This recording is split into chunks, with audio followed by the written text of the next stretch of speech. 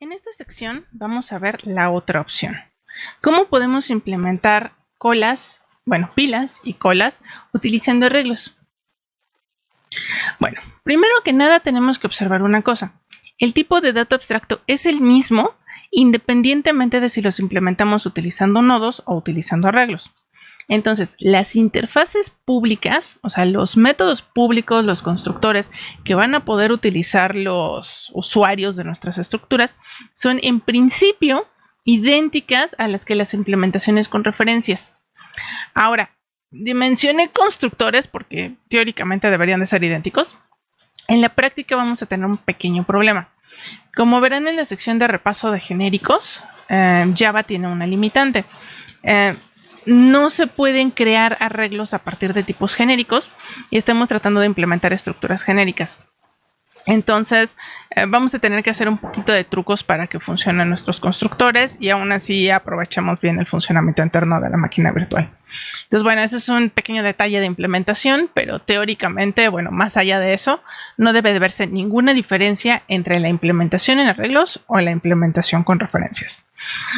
Donde sí se va a ver una diferencia, y es donde entra aquí el punto interesante de estudiar ciencias de la computación, es que dependiendo del problema en el que estén trabajando, puede ser más eficiente la implementación con referencias o la implementación con nodos.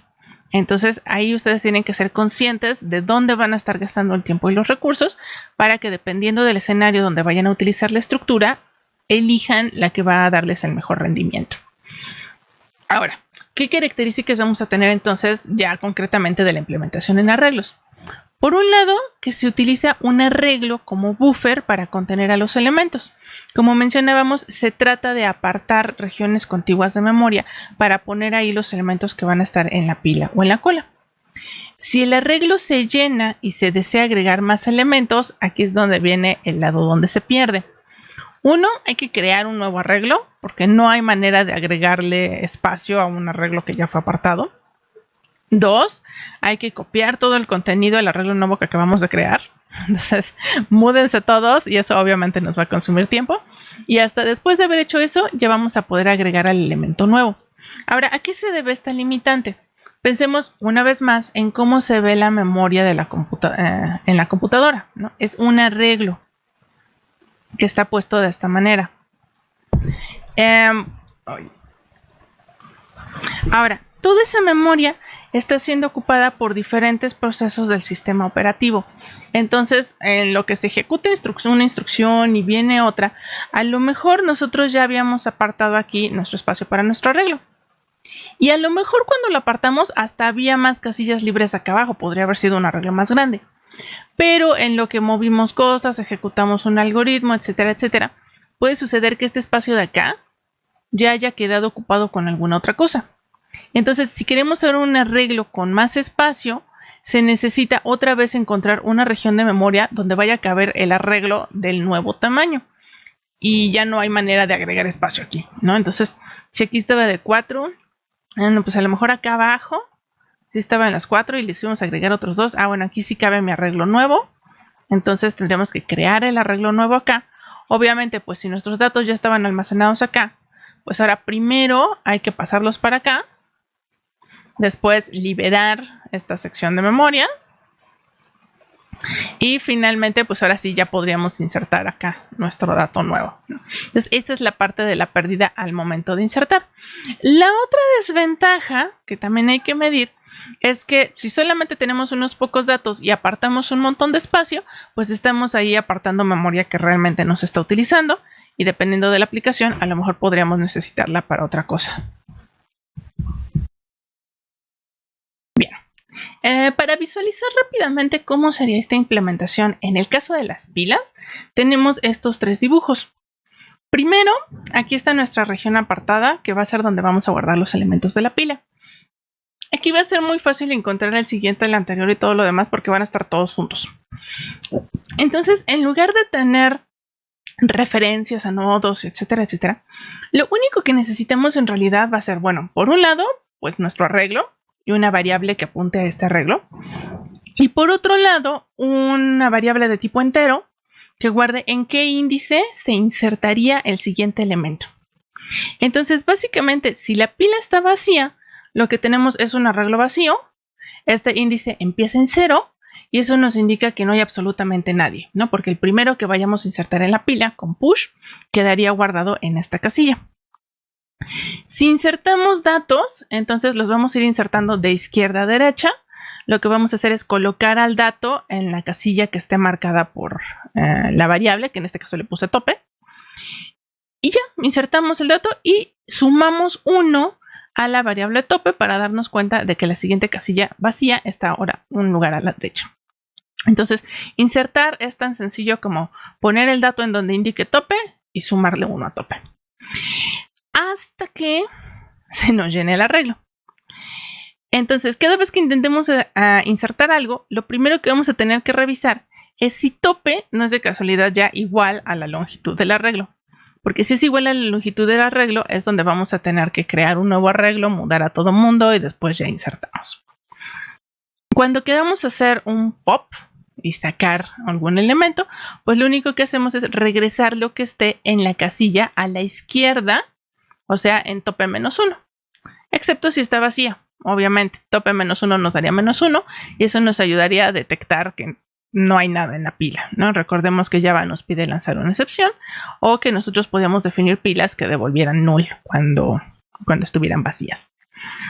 Entonces, resumiendo, es simplemente checo si hay un elemento a la izquierda, si tope -1 no es -1. Y entonces devuelvo lo que esté en casilla -1, le resto 1 a tope y dejo vacía mi casilla, ¿no? Entonces, ya eso sería todo. En otro video vamos a ver cómo se hace este código. Bueno, no exactamente esto, porque de hecho vamos a ver a continuación cómo se programa una pila y el que vamos a hacer ahorita es cómo se programa una pila. Ok, entonces, nada más para redondear cuánto me estoy tardando en hacer cada una de estas operaciones. Observen que para saber si la pila está vacía o no, lo único que hacíamos era preguntar si tope era igual a 0 o no. Entonces es constante. Para empuja, en general va a ser constante. Es muy fácil porque nada más insertamos aquí el dato y movemos tope un lugar a la derecha. Sería un orden constante de operaciones. Pero si ya llegamos al final, es donde sí va a ser orden n, donde n es el número de elementos que ya teníamos en la pila, porque hay que mudarlos a todos y después insertar. Entonces esto solamente va a pasar en ese caso en el que ya llegamos al final de la pila. Cabe mencionar que de repente hay algunos lugares donde por diferentes motivos a lo mejor quieren una pila con una capacidad limitada. Si llegan más elementos después de, simplemente ya no se admiten. Entonces ahí nos liberaríamos de este caso, ¿no? Pero en general deberíamos de pensar que las pilas no tienen por qué tener un tamaño limitado. Bien, entonces lo semejante va a ocurrir con pop. En general, simplemente es orden 1, regreso lo que está a mi izquierda y recorro la variable tope. Nada más aquí hay un detalle. Acuérdense que si tengo un arreglo para 1000 elementos apartado y al final remuevo tantos que me quedo con 15, estoy desperdiciando 985 espacios. Entonces, igual, dependiendo de la aplicación, tendremos que considerar si nuestra pila debería encoger también su tamaño cuando haya quedado demasiado vacía.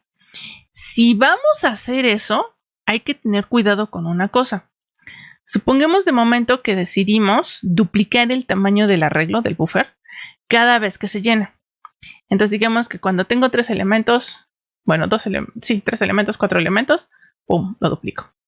Ok, entonces si estoy oscilando por aquí, ya, lo inserté. Si voy a encoger mi arreglo, tengo que asegurarme de no ponerle el mismo criterio, porque si por alguna razón mi aplicación va a estar insertando y quitando elementos alrededor de 2, 3 elementos, 1 elemento, 4 elementos, me la voy a pasar insertando, borrando, bueno, extendiendo, cortando, mudando a todo mundo y es una pérdida de tiempo espantosa. Entonces, si yo voy a decidir, no, mira, es que ya me quedó muy gigante, a ver, porque cada vez que se llenó lo duplicamos y luego de no, lo volvemos a duplicar, ya está enorme. Bueno, entonces mi criterio podría ser a lo mejor, no, pues cuando tenga la tercera parte de su capacidad, que esté por acá, entonces lo encojo, no sé, podría ser a la mitad, ¿no? O lo encojo a la tercera parte, no sé, ahí podríamos meter un criterio.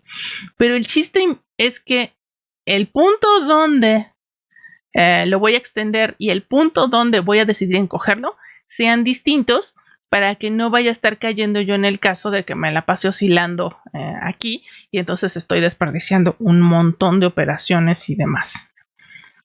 Y bueno, por último, en la operación pick simplemente es devolver lo que está a mi izquierda, entonces también es orden constante y es sumamente sencilla. En el siguiente video vamos a ver la idea de cómo hacer una cola.